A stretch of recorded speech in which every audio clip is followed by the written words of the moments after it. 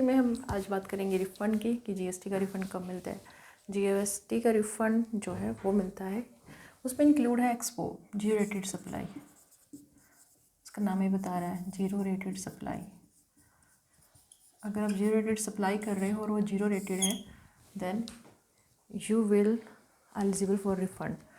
तो zero rated supply इसमें cover है। जीरो रेटेड सप्लाई में आपका एक्सपोर्ट अगर आप कर रहे हैं इसको जीरो रेटेड सप्लाई बोलते हैं।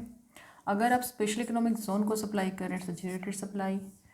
अगर आप स्पेशल इकोनॉमिक डेवलपर को सप्लाई कर रहे हैं it's zero rated supply.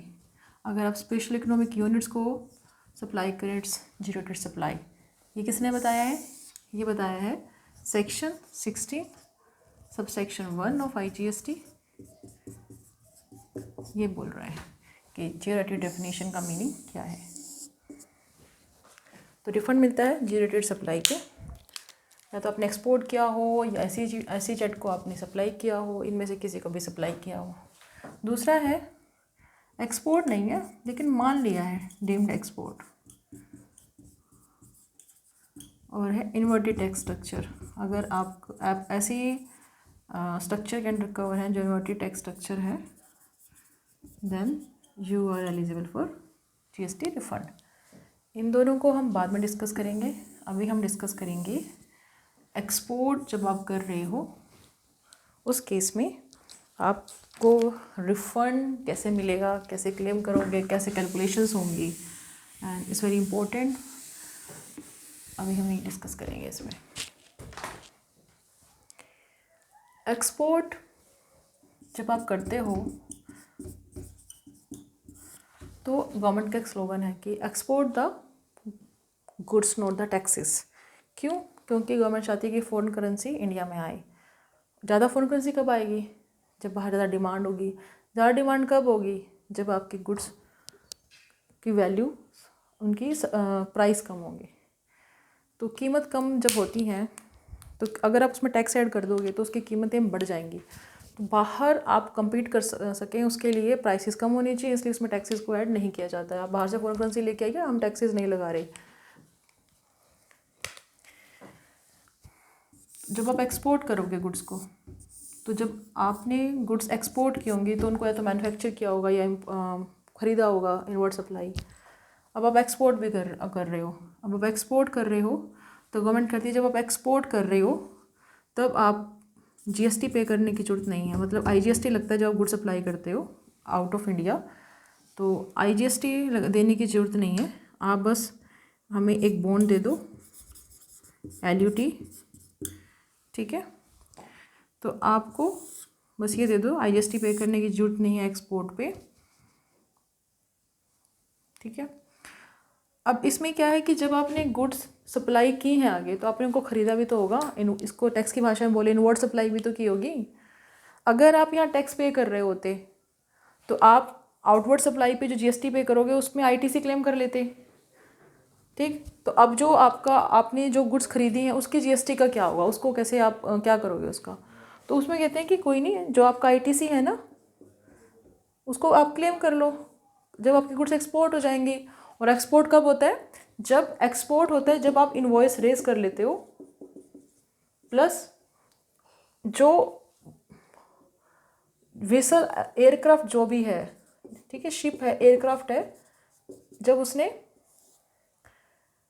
India छोड़ दिया है, ठीक है, या अगर पोस्ट से गई है गुड्स तो डिस्पैच हो गया हो, डिस्पैच हो गई हो, ये कंडीशंस फुलफिल हो गई हो, ये तो डिस्पैच होंगे, वीज़ा से गई होंगी तो इनवॉइस रेज हो गए तो एक्सपोर्ट है। फॉरेन करेंसी की भी नहीं पूछते आए हैं कि नहीं आया, तो आप एक्सपोर्ट एलिजिबल हो जाते हो ITC का रिफ़ंड क्लेम करने के लिए। अगर आपने गुड्स एक्सपोर्ट किए without the payment of tax, goods आपने सप्लाई किए under the bond under the LUT। दूसरा आपके पास ऑप्शन है कि आप GST पे कर दो, IGST पे कर दो और फिर आप एक्सपोर्ट करो। तो अगर आप IGST पे करोगे तो आप ये तो नहीं है कि अगर आपने एक्सपोर्ट की हैं, एक्सपोर्ट किया उनकी वैल्यू है 20 लाख और उन पे अगर IGST बन रहा है 80% की रेट से 3.60 लाख, तो जो आपका आउटवर्ड, जो आपका आउटपुट पे जो IGST है, आप इसमें से ITC क्लेम कर लोगे। मान लो आपके पास ऑलरेडी ITC पड़ा है 2 लाख का, तो आपको अभी 1.60 लाख आप गवर्नमेंट को GST पे करोगे। लेकिन जब आप रिफ़ंड क्लेम करोगे तो रिफ़ंड क्लेम करोगे 3.60 लाख का, क्योंकि ये आपने कैश पे कर दिया, ये आपका ITC है। इसने कैश पे नहीं किया, तो अगर इसके केस में ITC 2 लाख है तो 2 लाख क्लेम करेगा। इस केस में इसने ITC 2 लाख इसमें एडजस्ट कर लिया, कैश पे किया 1.60, तो इसको 3.60 लाख ये अपना रिफ़ंड क्लेम कर सकता है। लेकिन ये इतना इजी नहीं है जितना आपको दिख रहा है, इसमें थोड़ा सा कैलकुलेशंस में कॉम्प्लिकेशंस हैं, वो आपको समझना है। ठीक है, ऑप्शंस 2 ही हैं, या तो आप उसको IGST पे कर दो, जो एक्सपोर्ट किए गुड्स उस पर टैक्स पे करो और फिर गुड्स अप्लाई करो। दूसरा है कि आप उस पर टैक्स पे मत करो, आप बॉन्ड दे दो LUT, देन आप बाद में ITC क्लेम कर लेना। तो अभी हम ऑप्शन 1 पे चलते हैं। ऑप्शन 1 क्या थे? ऑप्शन 1 है कि आपको ITC क्लेम कर लो आप। अब इसको समझो, एक पर्सन जो बिजनेसमैन है वो ये तो नहीं ना कि सिर्फ गुड्स एक्सपोर्ट ही कर रहा होगा, वो डोमेस्टिक सेल भी तो कर रहा होगा।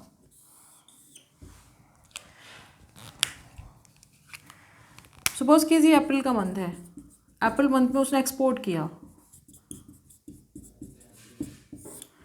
और उसने डोमेस्टिक सप्लाई भी की है, और उसने इनवर्ड सप्लाई भी की होगी, माल खरीदा भी तो होगा। अप्रैल, सिर्फ अप्रैल मंथ की बात कर रहे हैं। अप्रैल मंथ में जो ITC है, मतलब जो उसने अप्रैल मंथ में माल खरीदा है, गुड्स खरीदी हैं, तो सपोज करो उसने CGST पे किया, SGST पे किया है, उस पर IGST पे किया उन गुड्स पे, उसने हर तरीके की माल खरीदा, इंटरस्टेट, ये 1 लाख, ये 50,000,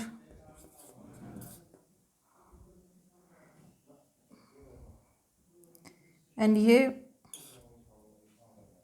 1 लाख। ठीक है, कहेंगे ऐसे कैसे, ऐसे भी हो सकता है, और इक्वल लेना इक्वल ले लो, ऐसे कर लो आप 2.50, ये भी एक केस है। दूसरा आप केस ले लो, ये इक्वल है 50,000 देन 1 लाख, जैसे 2 लाख। इस the month of the April month की बात हो रही है, हम ओपनिंग ITC की बात नहीं कर रहे हैं। कितना माल खरीदा उन्होंने, कितनी इनवर्ड सप्लाई है, वो ये है इनका। ठीक, अब जब एक्सपोर्ट करेंगे, वो हम केस ले रहे हैं कि जब उन्होंने GST पे नहीं किया, अब वो ITC कैसे क्लेम करेंगे? डोमेस्टिक सप्लाई की उन्होंने, इसकी वैल्यू है सपोज कीजिए 10 लाख, एक्सपोर्ट है उसकी वैल्यू है 20 लाख, टोटल कितना हो गया 30 लाख। प्रोपोर्शनेट करेंगे हम इन दोनों केसेस को लेके, देखते हैं। ठीक है, अब हमारा ITC कितना पड़ा है अप्रैल का? 2 लाख। तो आपका इसमें आपको कितना ITC आप क्लेम कर सकते हो? 2 लाख। आपका अप्रैल मंथ में आपने एक्सपोर्ट किया है, आपके पास 2 लाख पड़ा है, आपका टोटल आपकी टर्नओवर कितनी है? एडजस्टेड टर्नओवर है 30 लाख। आपने एक्सपोर्ट कितना किया? 20 लाख। तो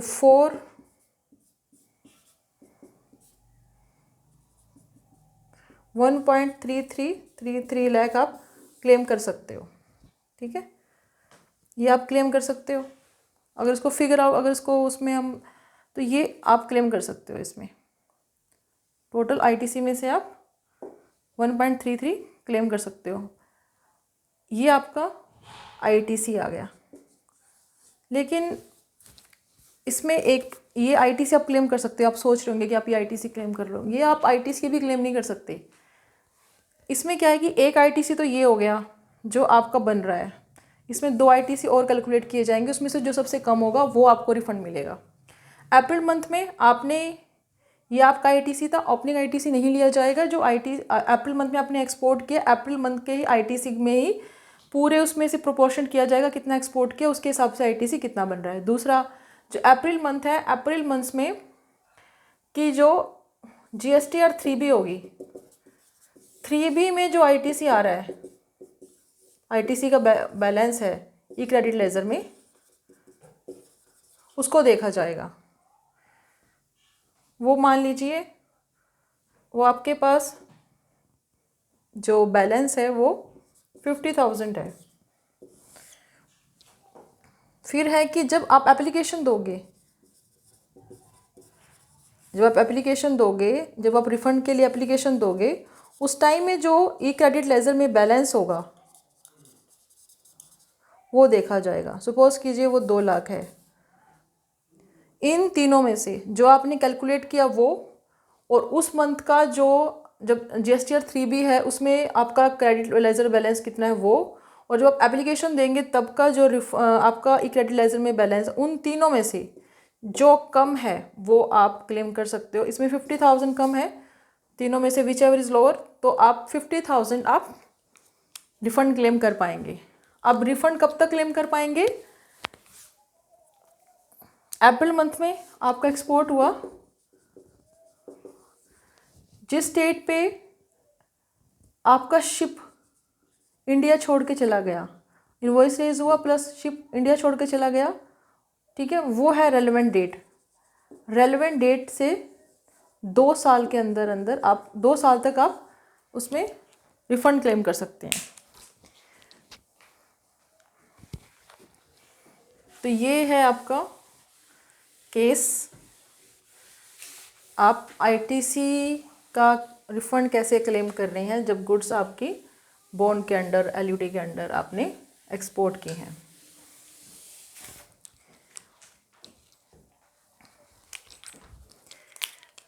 इसमें एक बात है कि जब आप ऑप्शन 1 में ही बात कर रहे हैं अभी हम, जब आपके पास आईटीसी है ना, जो आप क्लेम कर रहे हो, आईटीसी के क्लेम में आपके पास इनपुट पे आप आईटीसी क्लेम कर सकते हो, इनपुट सर्विस पे आप आईटीसी क्लेम कर सकते हो, कैपिटल गुड्स पे जो आपका आईटीसी है, आपने जो अप्रैल में ख़रीदी हैं, चाहे आपने एक्सपोर्ट करने के लिए गुड्स है उसके लिए यूज़ की हैं, उन पे आपको आईटीसी का रिफ़ंड नहीं मिलेगा कैपिटल गुड्स पे।